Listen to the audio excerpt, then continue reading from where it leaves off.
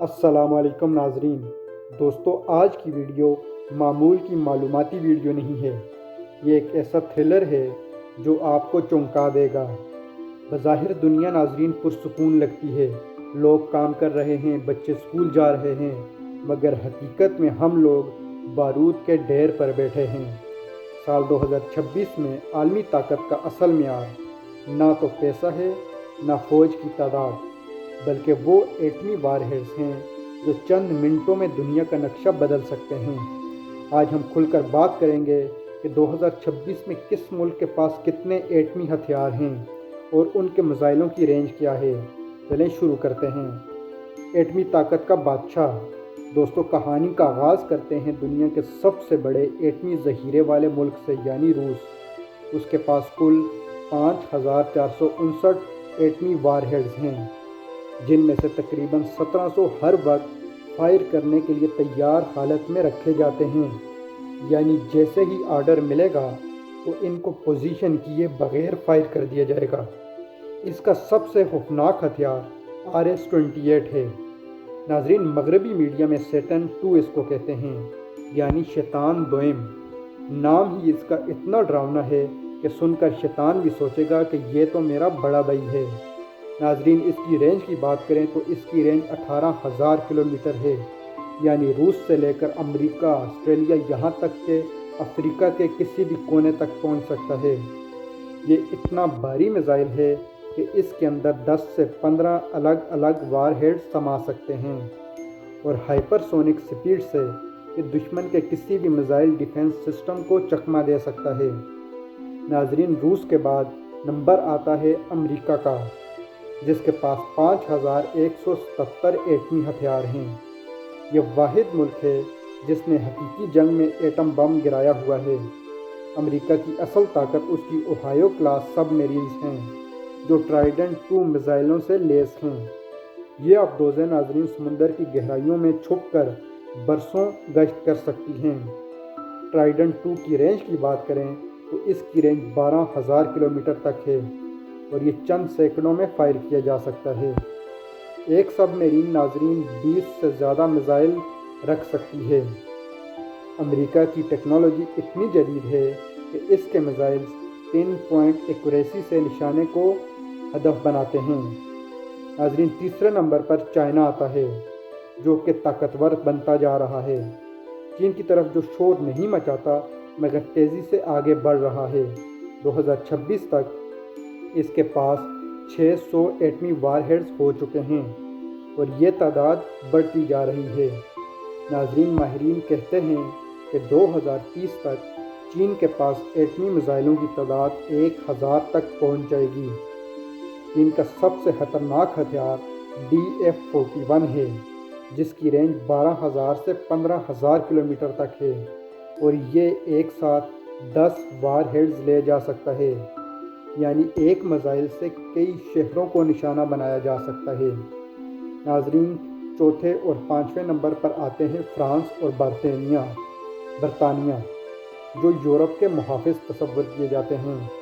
Europe میں ایٹمی حفاظت کا بوجھ فرانس اور برطانیہ پر ہے۔ فرانس کے پاس 290 وار ہیڈز ہیں، جن میں سے 280 ہائی الرٹ پر ہیں۔ فرانس کا نیوکلیئر فورس بہت جدید ہے اور اس کی افدوزوں پر مبنی ہے۔ برطانیہ کے پاس ناظرین 225 نیوکلیئر میزائلز ہیں، اور اس کا پورا نظام صرف سب میرینز پر منحصر ہے۔ دونوں کے میزائل یورپ کے ساتھ ساتھ ایشیا کے بڑوں حصوں تک مار کر سکتے ہیں۔ یہ نیٹو کا حصہ ہیں، یعنی امریکہ کے ساتھ مل کر کام کرتے ہیں۔ مزے کی بات، ناظرین، برطانیہ کا نیوکلیئر ڈیٹرنٹ انڈیپینڈنٹ کہلاتا ہے، مگر امریکہ کی ٹیکنالوجی پر انحصار کرتا ہے، جیسے بھائی بہن ایک دوسرے کا سامان استعمال کر سکتے ہوں۔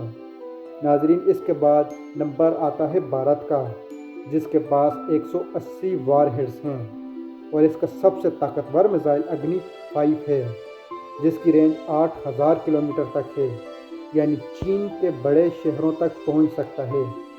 بھارت اب بحری ایٹمی صلاحیت پر بھی کام کر رہا ہے، یعنی نیوکلیئر سب میرین سے وہ حملہ کرنے کی صلاحیت حاصل کرنا چاہتا ہے۔ ناظرین، بھارت کی پالیسی نو فرسٹ یوز ہے، یعنی بھارت کبھی بھی پہلے حملہ نہیں کرے گا، مگر وہ تیزی سے اپنا پروگرام بڑھا رہا ہے، جس سے خطے کا توازن بدل رہا ہے۔ بھارت کے بعد ناظرین نمبر آتا ہے پاکستان کا، جو دفاعی توازن کی ضمانت ہے۔ پاکستان کی بات کرتے ہیں ناظرین، اس کے پاس تقریباً 170 ایٹمی میزائلز ہیں، مگر اصل طاقت اس کا میزائل پروگرام ہے، جس میں شاہین 3 اور خاص طور پر ابابیل میزائل ٹیکنالوجی شامل ہے۔ یعنی ابابیل سے ایک میزائل میں کئی وار ہیڈ سے کئی ٹارگٹس کو نشانہ بنایا جا سکتا ہے اور دشمن کا دفاع ناکام بنایا جا سکتا ہے۔ ناظرین، پاکستان کی پالیسی واضح ہے، یہ ہتھیار صرف دفاع اور توازن کے لیے ہیں، یعنی خطے میں استحکام کے لیے ضروری ہیں۔ ناظرین، پاکستان نے ہمیشہ کہا ہے کہ وہ امن چاہتا ہے، مگر اگر حملہ ہوا تو جواب دینے کی مکمل صلاحیت رکھتا ہے۔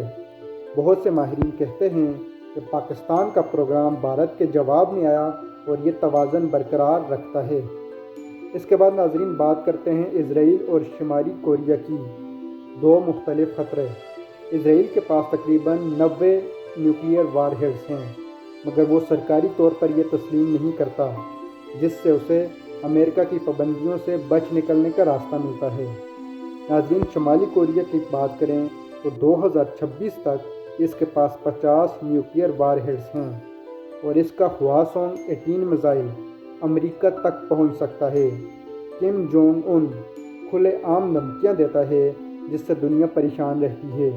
یہ سب سے غیر متوقع کھلاڑی ہے، جیسے کلاس میں ناظرین وہ بچہ ہو جو اچانک کچھ بھی کر سکتا ہو۔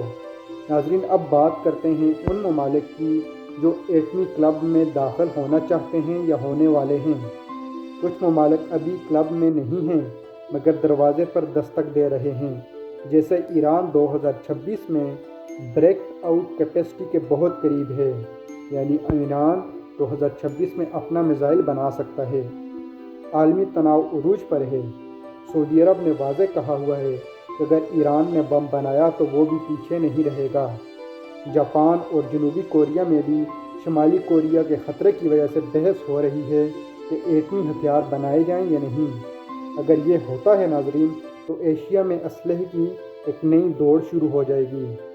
ناظرین، اصل سوال یہ نہیں کہ کس کے پاس کتنے ایٹمی ہتھیار ہیں، اصل سوال یہ ہے کہ کیا یہ ہتھیار واقعی امن کی ضمانت ہیں یا تباہی کا ذریعہ۔ میوچولی ایشورڈ ڈسٹرکشن نے کولڈ وار میں تو جنگ روک دی تھی، مگر آج خطرہ بڑھ رہا ہے۔ نئی ٹیکنالوجی، سائبر اٹیکس، غلط فہمیاں، ایک چھوٹا سا حادثہ، ایک غلط فیصلہ اور پوری انسانیت خطرے میں۔ امید ہے ناظرین کہ قائدین دنیا کے عقل مندی سے کام لیں گے اور ڈس آرممنٹ کی طرف بڑھیں گے۔ ناظرین، آپ کیا سوچتے ہیں؟ کیا ایٹمی ہتھیار دنیا کو محفوظ بناتے ہیں یا خطرناک؟ کمنٹس میں اپنی رائے ضرور دیں۔ اگر ویڈیو پسند آئی ہو تو لائک، شیئر کریں اور چینل کو سبسکرائب کریں۔ ملتے ہیں نیکسٹ ولاگ میں۔ اللہ حافظ اور امن سے رہیں۔ شکریہ۔